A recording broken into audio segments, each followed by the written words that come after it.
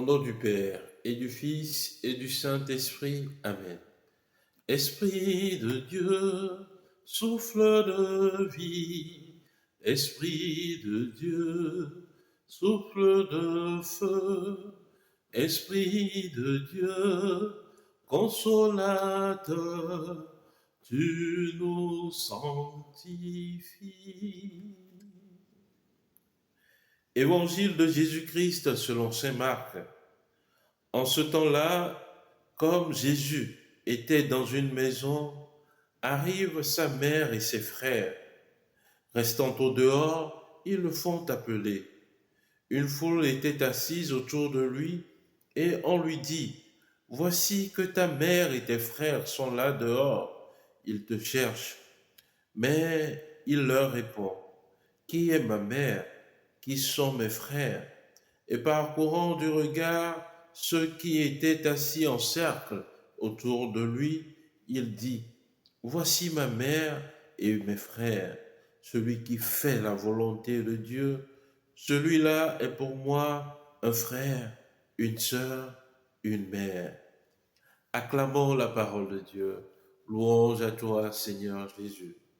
Bien-aimé de Dieu, paix et joie à vous. L'évangile que nous venons d'écouter est source souvent d'écoulement de beaucoup de salive de la part des lecteurs de la parole de Dieu, où certains pensent que Jésus est en train de rejeter sa famille biologique. Plutôt, par cet évangile, Jésus ouvre les horizons de sa famille. Il nous fait comprendre le sens véritable de la famille, où Jésus plutôt répond dans l'évangile, selon saint Luc, à une femme qui lui disait « Heureux le sein qui t'a porté ». Et Jésus lui disait « Bienheureux plutôt ceux qui écoutent ma parole et qui la gardent ». Bien-aimé de Dieu, écouter la parole de Dieu et la garder, c'est cela, faire la volonté de Dieu. Et également, Jésus nous rappelle cela, nous ne sommes pas seulement nés de la chair, ni du sang, ni d'une volonté humaine, mais nous sommes nés de Dieu. Comme nous le dit Saint Jean dans son évangile, au chapitre 1, verset 13, nous sommes nés de Dieu. Bien-aimés de Dieu, vous êtes nés de Dieu, vous êtes de la famille de Dieu.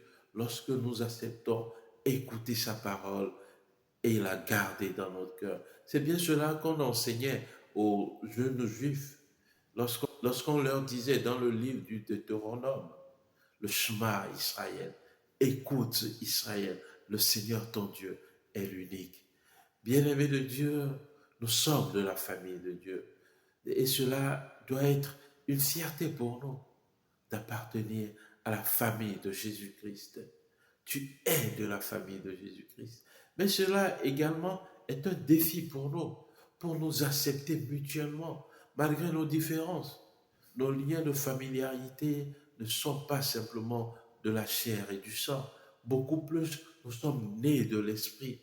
Cela est un défi pour nous accepter, en sachant que mon frère, ma soeur, peut-être à qui je veux du mal ou qui fait du mal à mon encontre, est également de cette même famille de Dieu. Et cela m'aide à aller de l'avant, à vouloir désirer le bien du frère, de la sœur.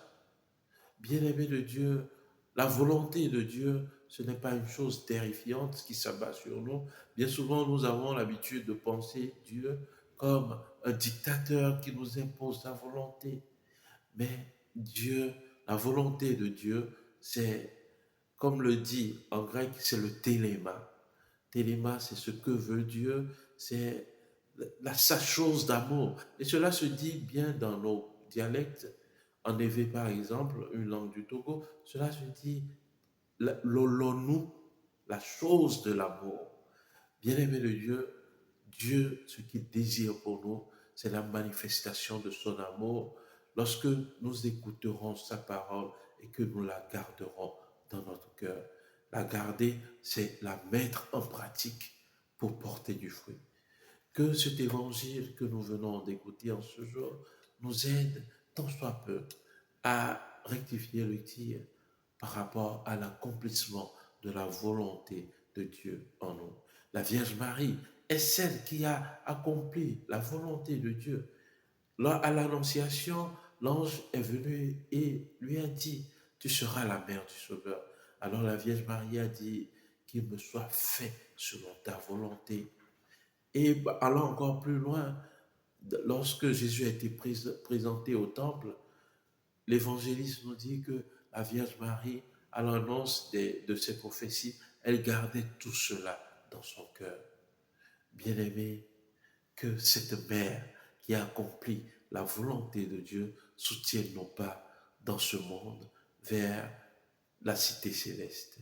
Et que Dieu Tout-Puissant vous bénisse, lui qui est Père et Fils et Esprit Saint. Amen.